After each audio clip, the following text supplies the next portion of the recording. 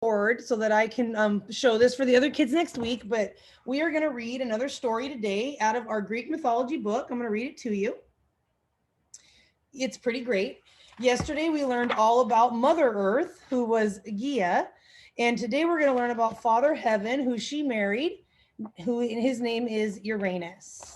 All right, and this is his amazing picture of Uranus right there.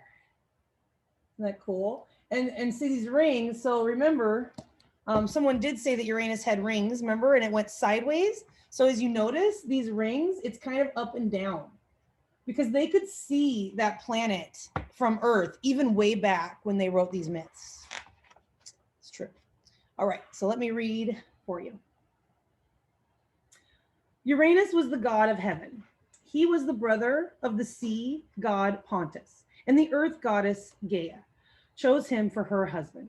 Uranus spread himself over Gaia, enveloping her in that comforting way that the sky has on warm spring and summer nights. He dazzled her with stars, fulfilling the dreams that Eros had given her. He swirled through her trees, setting leaves a tremble. He wafted across her meadows, freeing milkweed seeds to float everywhere.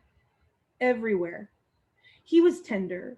That's what she loved the most. That's what made the earth and sky harmonious.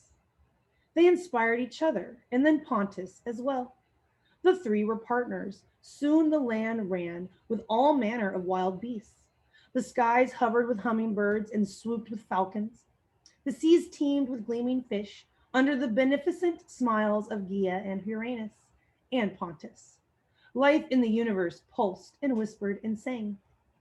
In those songs, Gaia bore Uranus children, so many children, a flood of sons and daughters, 12 in all. Uranus was overwhelmed. These children were strong and large, and he feared they'd take over the far reaches of the universe. One wanted to play in the deepest swirls of the water. One wanted to shine from on high, even brighter than Uranus himself. One wanted to play in the darkest corners of the underworld. On top of that, they were unruly. One asked questions incessantly. One acted all high and mighty and righteous. One behaved as though she were more motherly than even her bounteous mother, Gaia. What presumption! These children were driving Uranus half crazy. They were too strong. They were too many. He called them the Titans, which meant stretchers, because they wanted to stretch themselves in every direction. They wanted power. That was it. That was exactly it. And if they should decide to conspire against him, Uranus shuddered in fear. They were his own children, but his heart turned cold at the very thought of them. And so he trapped them inside their mother, deep within the recesses of the earth. Ooh, here's a really cool picture. So I think this is them getting trapped, maybe? Hard to say. Yet Gaia loved Uranus. She bore him more children, but Uranus's fear poisoned them. They were 3 sons, strong yet strapping in fact, but each had only one eye. Yet, in the very middle of his forehead, Uranus called them the Cyclops, which meant wheel eye. And the very sight of them made his mother go sour, or his mouth go sour. Still, Gaia loved Uranus, and she bore him even more children. By this point, Uranus's fear had turned to hatred. The children of such a father couldn't help but be misshapen in hideous ways.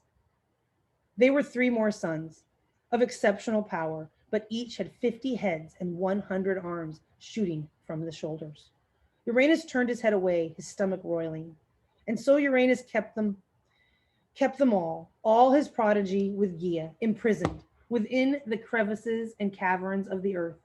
Gaia moaned in pain. Her children were thwarted when they should have been thriving.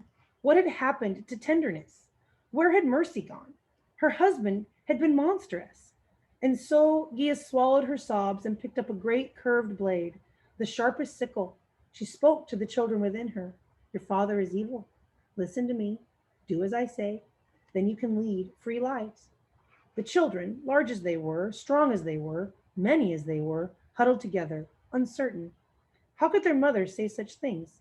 Uranus was their father, but the youngest, Titan, Kronos, didn't huddle. Mother, I will do the deed. He took the sickle. Ooh, that was the end. Ooh. So now we'll talk about Kronos tomorrow. There he is. All right. Excellent.